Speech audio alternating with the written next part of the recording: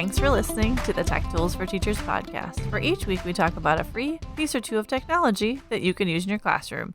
I'm your host, Shanna Martin. I'm a middle school teacher, technology coach, and personalized learning coordinator for my district. And I'm her producer and husband, Fuzz Martin. Hi. Hello. How's it going? Oh, man, it's so good. It's like spring. It I is. keep saying, though, we talked about this last week, fall, spring. Yeah. It's good old episode 84. We talked right. about all things spring, and it's gonna snow on Tuesday. So well, we'll see. I saw flowers poking up, the crocuses popping up at one of the neighbors' houses, and at our houses too. Oh, at our house. We have more than one house. How come I didn't know about this? There's some doll houses around here. You're not going to ask me to paint that too, are you? No, I know. I'm just messing around. So it's the crocuses are blooming. Colors are coming back. So hopefully from episode 83, everyone's like cranking out their virtual gardens, getting it ready. That's right. Speaking of just some homework for home, I need to plan out what we're going to do with the garden. So maybe I'll look at that tomorrow. Yes, and use one of our schnazzy tech tools. Yes, like a calculator. Like a calculator. And then we can plan it out, and we can draw it all out and see which vegetables will grow the best, which we all know. You and I both know which vegetables are going to grow the best. Yes. Every year we plant the same things. There are green peppers, there are carrots, there are tomatoes, and then I put in the one token zucchini plant. And guess what, everybody? Guess what plant grows the best? Though this past year, it was the tomatoes that won, wasn't it? The tomatoes won the garden battle. Yes. But the zucchini still took over. I didn't get as many. I still had like 12 zucchini. I didn't get as many. No, I didn't get the 42 that I normally get from one plant because the tomatoes won the battle. We have a small garden, which is why we decided that virtual garden planning is very helpful for us. Yes. Because we are expanding the small garden. Because right now, what is it, 3 feet by 3 feet? No, it's 4 by 4. Yeah, it's 4 by 4, but we've got we've got them set up in 3 by 3 grid. Right. So we have this cute little garden, and it's fantastic, and it has taught the girls how to garden. But now it's the battle of which vegetable will win, because every year I overplant because I want all the vegetables in this little garden, and it really just cannot happen. Yeah. Yeah. This week we are not talking about gardening, though. I got off on a tangent. No. This week, though, we are talking about some cool digital tools, because, this whole podcast is about cool digital tools. True. 85 episodes worth of cool digital tools. Episode 85. That is crazy. I still think of when I said, you should start a podcast. And you're like, ah, ha, ha. And I'm like, funny. Let me get out the microphones. Let's just do it and see what happens. And here we are. And now it's paying the bills. It's not really paying the bills. It's actually we have bills to pay to do this. No, this is just fun and helpful. It is. And I enjoy it. I enjoy it too. And I get to meet other fun teachers too from like all over the place. I get fun little emails and like, hey, I need help with this. And I'm like, hey, I have an idea for you. I enjoy it because it's the one time a week where you and I can just talk to each other without other distractions. With others listening, and we record it. Yes. Well, that's... Yeah. It's in my blood. Yes. So... back to not gardening and not just talking this week. So, I haven't picked a theme yet. I have it's presenting tools. You have tech that you're going to work with. Tech presenting tools. So we've done like presentation sites before, and we've done collections of them. And the featured site this week is Animoto. I have had a lot of elementary teachers kind of reach out because they're doing virtual assemblies. Okay. And like connecting with kids and parents and sharing videos and pictures and stuff and trying to find a cute way to do that isn't overwhelming because nobody has time right now. Yeah. but also like they look professional at the same time. So we're talking about Animoto this week because I didn't realize that I have never talked about it. It's one of those sites where when you said it, I thought, oh, we've done this one before, but it was Animaker that we had done. Which is like a cartoon. Yeah, this is different creation thing. But I was searching and I've used it quite a bit, and I've supported a lot of teachers that needed help getting going and like downloading videos and how do you do all this stuff. And I had not realized I had never talked about it. So I decided, well, we need to feature Animoto because there's so many different ways that teachers can use it, and it's really easy to use and it's free. So this week we're saying, hello, Animoto. Oh, look at you. Huh? You were dying. I know. You're working on that all evening, getting prepped for this podcast. Yeah. And then we have one site update as well that we'll talk about. I was also working on an Anakin Skywalker Padme Amidala pun, but I couldn't make it happen. Nice. Well, Annie. Yeah. Just Moto. No, it's not good. All right, so let's actually talk about the site, shall we? I guess. So Animoto is a design site that you can create presentations, that you can create like slideshows with the music, that you can kind of collect and create anything. So you sign up for the free one. And you have your little dashboard of things, and you can go back and edit them as you want to, as you kind of create them. You can choose your formatting. So if you want like squares or rectangles or like the format, how you want it to look. And really, like the left-hand side of the screen is your little media library, which is kind of nice. So you can just drag and drop videos and pictures from your computer. So I know a lot of teachers, they're collecting how we've had it set up at our school. They kind of do, like I said, a virtual assembly. So all these different teachers share their videos and pictures for whatever they're talking about with one teacher, and then they put it all in here. But there are also some nice stock photos and videos in there. Yes, there are some that are paid. If you just keep an eye out, the little like colored like star ones are paid. Yeah. The premium, like the premium icon, version. Yeah. But there are still a lot in there. They're from Getty Images. Like they have stock photos for you to kind of plug in. I'm laughing to myself, by the way, because one of the preview videos is beard soap. Oh, nice. I was like, oh, well, the stock image is one of your images. No.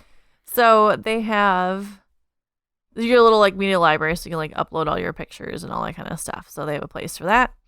But it's really kind of straightforward, which is nice. We've talked about WeVideo before, where you have different layers of stuff where you can get fancy, or if you're using iMovie, you have those options. But here you can have just pictures or images.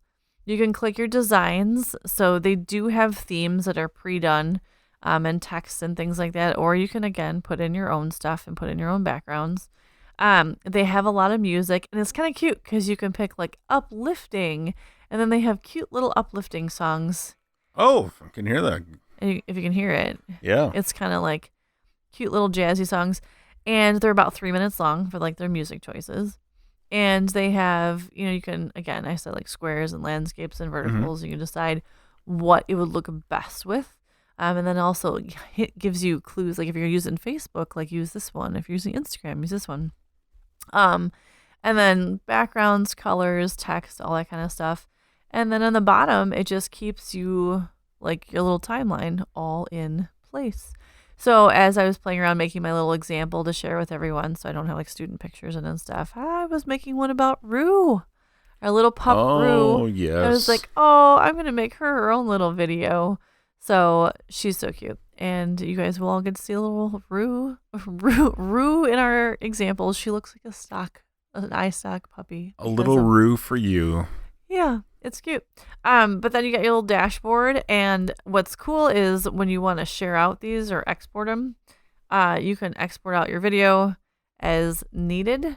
And it's not overly complicated. It renders it in about 15 seconds. You can choose to download it, or you can choose to share it. You can drop it like directly into YouTube or Twitter or email, or you can embed your You can embed the video wherever you want to put it. So, Sure. or you can copy the link and share. The only thing about the free version is that it does have the little watermark for Animoto on sure. it. But I see so many uses, like student video projects. If you're doing like project-based learning and students are relaying their like thinking, if they're sharing their thinking, if they're doing an end product, or if they have to document, because sometimes I know when you're having students do project-based learning and it's over a longer span of time, sometimes they need to document like the different phases of their project. So you could definitely throw that in there. Like I said, for virtual assemblies, it's kind of cool because we've had different students then load it in, and then fun little music or little videos being put in for students. And I mean, you can create book trailers, and you can create with math teachers. I've seen them put together where students are recorded explaining their problems, and then they have different pages, with the math and things like that. So there are many, many different uses, and it's really straightforward. It's not complicated, and you can have an end product done quickly, and it will look professional, which is kind of nice. So I know we're in the time of the school year where it's kind of like, what can we try new? Or what have we not done lately? And this is a great way to get kids engaged. Or help me. Yes.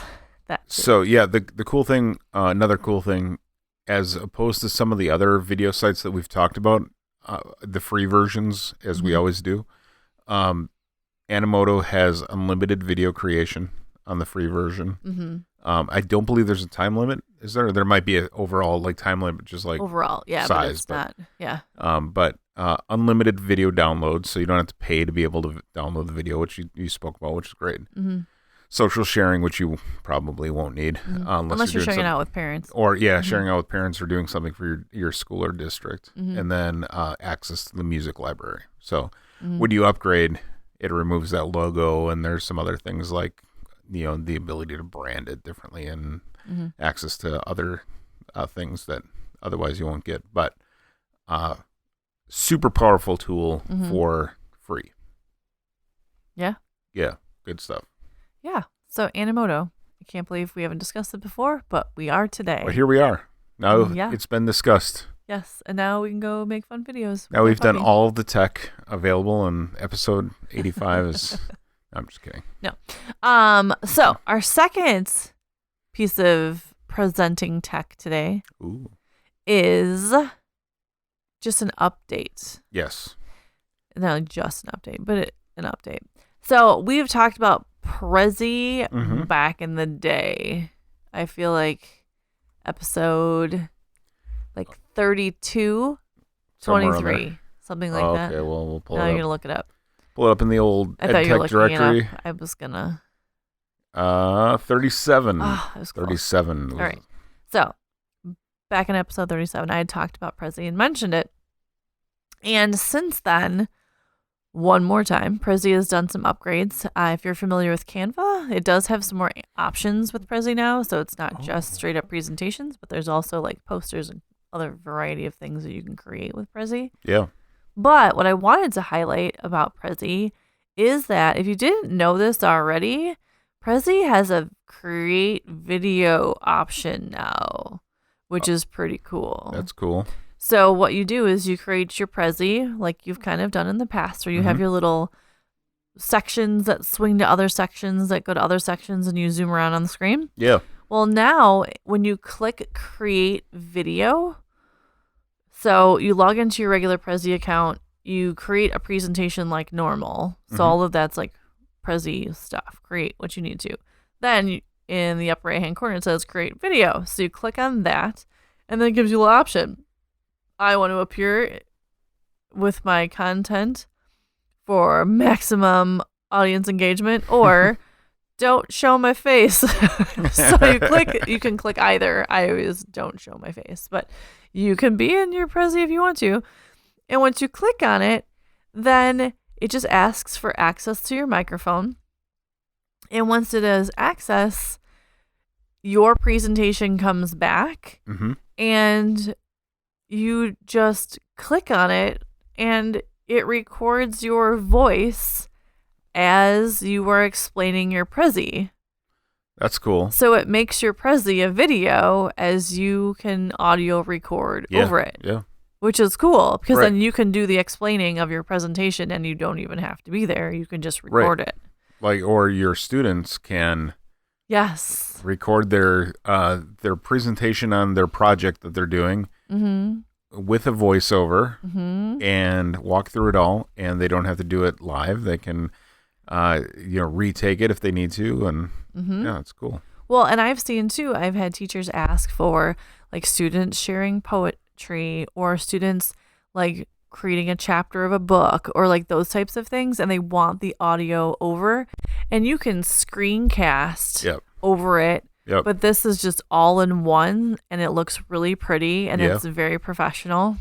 Nice. I was creating actually a little example for a birthday celebration. Oh, sure. Because it's like, well, you can take Prezi. They have cute little, like, they have a confetti background already. And then, like, each section swings to, like, why that person is special for their birthday. So you could do, like, virtual student birthdays, because I know birthdays in some classrooms are way different this year because you can't bring treats and you can't do stuff. But to create a little birthday Prezi and do a voiceover, like why you're special or why these the birthday month, and you could do all like the different students for their birthday. Anyway, I just went off on a birthday tangent with Prezi today. I'm like, wow, you could really do some cool things with this for students in your classroom, like birthdays of the month of March, and you could go through. Each kid could have a little bubble as it zooms in, and they can have their picture, and you can voice over it, make a little video, and then share it. And anyway, so as I digress, and then you just click done recording, and right then and there, you are good to go, and you can save the video or do a little editing to the video if you need to, make it public or make it unlisted, and you can choose to share things out. There's also an option for Google Classroom if you're able to do that. So there's just a lot of different options. Remember, part of Prezi is free and part of Prezi is paid. So you just check your options, but you are able to create these videos, which is super awesome. And a great way to do your voiceovers and your presentations all in one. I was going to say like caboodle hopper. I don't even think that that's a thing, but that's what pops into my brain at that point. Oldest daughter says all the time. Yes. So just as a disclosure, yes, you have been given access to the premium version by Prezi. Yep. So this is not an endorsement or a paid ad for Prezi. No. Just want to disclose it for the fact that you did receive compensation in terms of receiving a premium version. Yeah. So I can explore more. So you can tools. Explore it, but that's not why we're talking about it. It just happened to be that some new features came out and we wanted to talk about. Yes, and I wanted to share them because they're super cool. Anything that you can put an audio recording over and not have to do extra steps, to me, is a win. So that is my highlight of the day. Yeah, it got me thinking that I want to like use this because my work has me doing this thing called Fuzz Explains Friday, where I explain stuff that I know about because I've done a lot of things in life, not like jack of all trades kind of things. Like not like I've done a lot of things like I'm big accomplished. No, meaning. But you've done a lot of things. Like I was, like you have a skill set. A snowplower and a bouncer and a glass installer and a lawnmower and a radio guy and a lawn guy and. So I sometimes explain stuff. And you rode bikes for a while. That's because you have new hobbies every 3 months. I do. I would say it's actually because of ADHD, but. And you bake bread. Anyway. So because of that, again. But I was saying, so I typically do it standing in front of a whiteboard, but it might be kind of fun to do like the Prezi Present to make that happen. Yeah, and it would be pretty, and then you could zoom around and have visuals. Yeah, but then I feel like part of that would be a prep. Like the cool thing with the whiteboard is I can just do it on the fly. Prezi it out to. You'd use whiteboard chat. I could, or I could use Jamboard. You could. We use Jamboard all the time now at work, and whenever somebody discovers this, it's funny. You'll appreciate this. I haven't told you about this yet. whenever somebody discovers it, I'm like, oh, hang on, here's a link to the Jamboard that I'm working on, and let's all collaborate in here. And then they're like, I didn't know this was a thing. This is amazing. And they're like making little Post-its, and we're, we have this thing. And you should be like, and hey, check out episode yeah. on my wife's podcast. We have this thing where when we're in person, and it's been a long time, but when we're doing a brainstorm, we put ideas on the board, we have these cat butt magnets to say, essentially, it's the cat's butt, I guess.